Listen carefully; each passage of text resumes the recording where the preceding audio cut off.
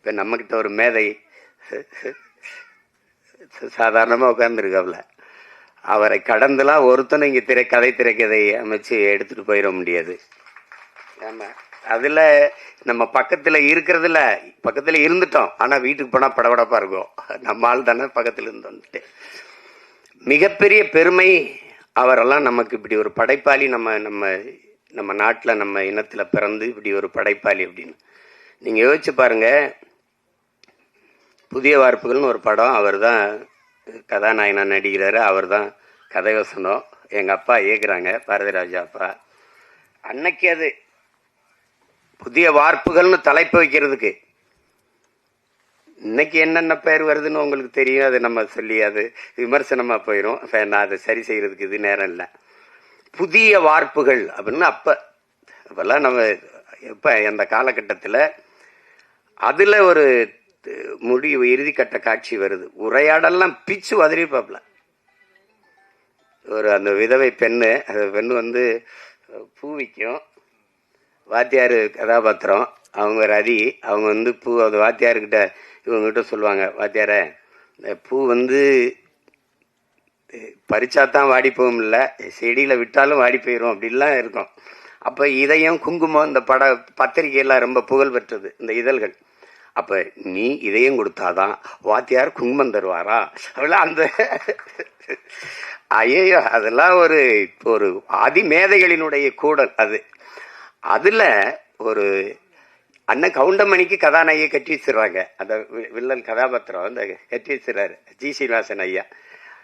அப்போ அது ஆனால் இவங்க வாத்தியாரும் ஒரு காதல் இருக்குது. அப்போ ஊரை விட்டு ஓடும்போது அந்த விதவை பெண், அந்த பூக்காரி, இவர் இந்த காஜா ஷெரீப் எல்லாம் ஓடும்போது இந்த காதலர்கள் சேர்றதுக்கு ஒரு இடையூறாக ஒன்று இருக்குது. ஆனால் அவர் கட்டின தாலி, இது ஒரு இந்த கலாச்சாரம் தாலிக்கு இந்த சமூகம் ரொம்ப முன்னுரிமை கொடுக்குது. அப்படியே பார்த்துட்டு டப்புன்னு அந்த தாலியை அறுத்துட்டு அவரே அறுத்துடுறாரு. கட்டின தாலி அவரே அறுத்துட்டு 2 பேரையும் சேர விடுறார். கையை பிடிக்கிறாங்க. அந்த விதவை பெண்ணை நிற்கிது, அந்த பூவித்த பெண்ணை, அதை கையை பிடிச்சிட்டு இப்படி போகும்போது புதிய வார்ப்புகள்னு போடுறாப்புல ஒரு எழுத்தாளர், ஒரு எழுத்தாளர். கொஞ்ச நாள் கழிச்சு அப்புறம் அவரே கதை திரைக்கதை அடிச்சு அந்த நாட்கள்னு ஒரு படம் வருது.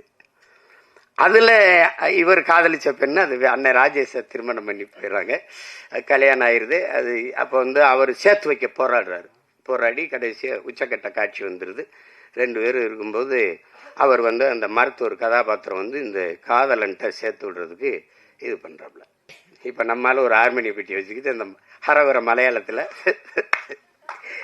இதே டாக்டரே, அது நீங்கள் புதிய நவீன 21ஆம் நூற்றாண்டு ஆள் தானே, 20ஆம் நூற்றாண்டு இல்லையா, 20ஆம் நூற்றாண்டு ஆள் தானே, தாலியை அறுத்தடு, எந்த காதலி உங்களுக்கு மனைவியா வரும், ஆனால் உண்ட காதலி எனக்கு, உன்ன மனைவி எனக்கு காதலியா வராது. அப்போ அந்த அந்த தாலியை அறுத்து எடும் அப்படின்ன உடனே அப்படியே போய் அறுத்து எடுக்க முடியாது. அந்த பெண்ணு தாலி அறுத்துட்டு வர முடியாது. இது கையெடுத்துட்டு பட்டினா இதே மண்ணின் கலாச்சாரம் பண்பாடுன்னு பேசி பட் இந்த கிளைமேக்ஸ் ஓல்டு பட் கோல்டுன்ட்டு போயிடுவாப்ல. இதை யோசிச்சு பாருங்க. உலகத்தில் ஒரே ஆள் தான் தாலி அத்துட்டு போய் வாழ்னு சொன்னா அதே ஆள் தான் தாலி அக்காம வாழ், இதுதான் கலாச்சாரம் சொன்னது ஒரே எழுத்தாளன் தான். உலகத்தில் இப்படி ஒரு ரைட்டு எழுத்தாளர் இருக்கவே முடியாது. ஒரே எழுத்தாளர் இப்படி எழுதி நம்ப வைக்க முடியும். இப்படி எழுதணும்னா எழுத்தின் வன்மை, எழுத்தின் அழுத்தம் அப்படின்னு சொல்லாமடா. பொய்ய உண்மையில பொய் சாட்சியிலே நடிச்சவர் தானே அவரு. சாதாரண உட்கார்ந்துருக்காப்ல. எங்க அப்பாவுக்கு ஒரு கிளைமேக்ஸ், எங்க அப்பாவுக்கு எழுதி கொடுத்தது வேற, கைதின் டைரியில, அதுதான் ஆட்சி ராஜஸ்தான்ல வந்தது. அவர் திமுறா, நீ என்ன ராஜு நான் எழுது, நானா ஒன்று எடுப்பேன், அது அப்ப செய்வார்.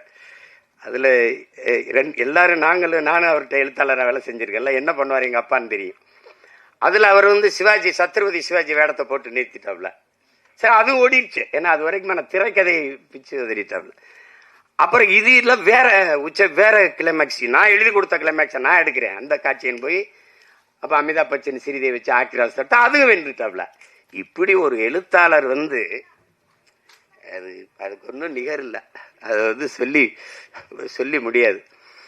முதல் படம் ஒரு பெரிய இயக்குனர்கிட்ட நடிகரை கதாநாயகனா நடிச்சு வெளியில வந்து முதல் படம் சுவரில்லாத சித்திரங்கள்னு எடுக்கணும்னா அது அவரை தவிர எவராலும் முடியாது. அப்ப அப்படி ஒரு படைப்பாளி இன்னைக்கு நம்ம பக்கத்தில் உட்கார்ந்து இந்த படத்தை பாராட்டி பேசுறாருன்னா அதை விட இந்த படத்துக்கு கிடைத்த பெருமையும் பாராட்டும் ஒன்றும் கிடையாது. ஒரு குடும்ப பாங்கான படத்தை எடுத்து அதையில் தரமான வெற்றியடை வைக்க முடியும். எளிய கதாபாத்திரங்களை வைத்துனா அது அவரால் தான். ஒரு கதையை 2 தாளில் அவர் சொல்லுவாருங்க. தேவர் பிலிம்ஸில் கதை கேட்குறாங்க. அப்போ அவர் போய் கதை சொல்கிறாரு. ஐயா கதை சொல்லும்போது அவங்க குப்பத்தொட்டி சார் அதில் ஒரு குழந்தை சார்னு அவரே சொன்னது தான். குப்பத்தொட்டி சார் அதில் ஒரு குழந்தை சார்னு அவருக்கு பிடிக்கல. அப்புறம் பெரிய ஆளாயிட்டாரு. அன்னைக்கு நான் உங்ககிட்ட கதை சொல்லும்போது குப்பத்தொட்டி சார் ஒரு குழந்தை சார்னு சொல்லிட்டேன். ஆனால் இன்னைக்கு சொன்னா குப்பத்தொட்டி சார் அதில் ஒரு குரங்கு சார்னு சொல்லியிருப்பேன் அப்படின்னு சொல்லி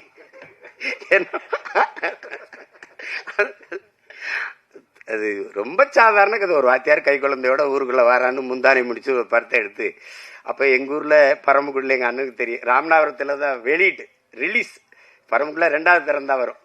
அப்போ ஜெகன்ல எங்கள் அண்ணங்கள்லாம் நாங்கள் படிச்சிருக்கோம். எங்கள் அண்ணங்கள்லாம் சைக்கிள் வச்சுருப்பாங்க. அவளுக்கு படத்தை போய் பார்த்துட்டு வந்துட்டு ஒரே புலம்பல், தம்பி பாக்கியராஜன்னு ஒருத்தண்டா எந்த குறையும் இல்லாமல் இருக்குன்னா பயங்கர படம், முந்தானை முடிச்சுன்னு ஒரு படம்னா அவங்க ரொம்ப இதில் நம்மளாம் எந்த காலத்தில் போய் ஏன்னா நாங்கள் மறுபடியும் 2வது வெளியீடு வந்தால் தான் பார்க்க முடியும். அப்படி பல படைப்புகளை தந்து இன்றைக்கு அமைதியாக உட்கார்ந்துருக்கல அவர் நம்ம கூட இருக்கிறாருங்கிறதே பெருமை. திரை உலகில் அது ஒரு மைல்கல். KS கோபாலகிருஷ்ணன் ஒரு மைல்கல்னா அது ஒரு மைல்கல். பாக்கியராஜ், பாரதி ராஜா, மகேந்திரன், பாலு மகேந்திரன்லாம் அது ஒரு பல்கலைக்கழகங்கள்.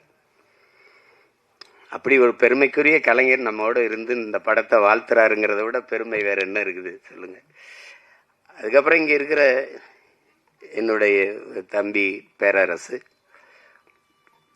அவன் தொடர்ச்சியாக வெற்றி படங்களாக கொடுத்தான். அவங்க வருணை கூட சொன்னாங்க, எல்லா ஊரையும் அறிமுகப்படுத்தினது அவன் தான் என் தம்பி. அதுக்கப்புறம் என் தம்பி ரவி மரியா, அதெல்லாம் கதாநாயகனாக நடித்த விஜித் எனக்கு ரொம்ப தெரியும். ரொம்ப என்னுடைய தம்பி அவர். என் தம்பி தமிழ்குமரன். நாங்கள் ஒரே குடும்பம். தமிழும் நான் ஒரு தாயின் வயிற்றுல பிறக்கலை ஒளியே. ஏன் பிறக்கலைன்னா ஒரு தாயின் வயிறு தாங்காதுன்னு தனித்தனி தாய்க்கு பிறந்தோம். அப்படி ஒரு அண்ணன் தம்பி நாங்கள். அந்த எங்கள் குடும்பத்தில் விஜித் ஒருத்தர்.